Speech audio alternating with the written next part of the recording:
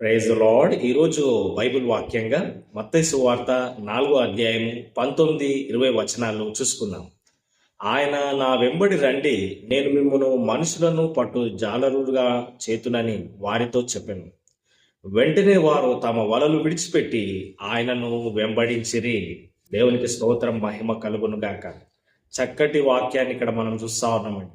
యేసుక్రీస్తు ప్రభువారు నా వెంబడి రండి అని శిష్యులను పిలిచినప్పుడు మరి శిష్యులు వారి యొక్క వలలు విడిచిపెట్టి, పేతురు తన వలలు విడిచిపెట్టి యేసుక్రీస్తు ప్రభువారిని వెంబడిస్తా ఉన్నాడు.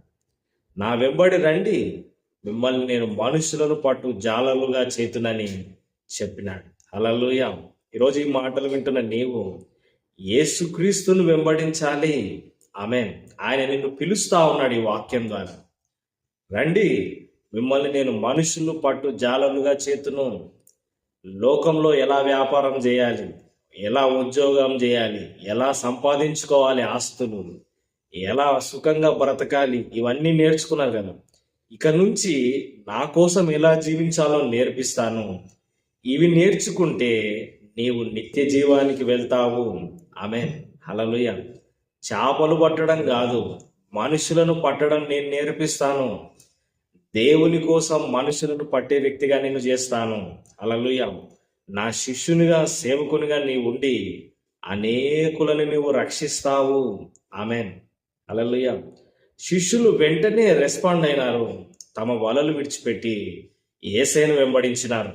ఈరోజు ఈ మాటలు వింటున్న నీవు యేసయ్య మాటలు వినడానికి ఇష్టపడుతున్నావా? ఆయన మార్గంలో నడుచుకోవడానికి ఇష్టపడుతున్నావా?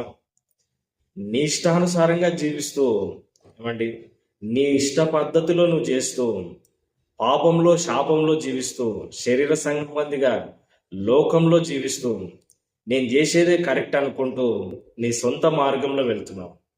ఒకని ఎదుట సరైన దారి కలదు, అది తుదకు మరణానికి తీసుకొని వెళ్తుంది, నరకానికి తీసుకొని వెళ్తుంది.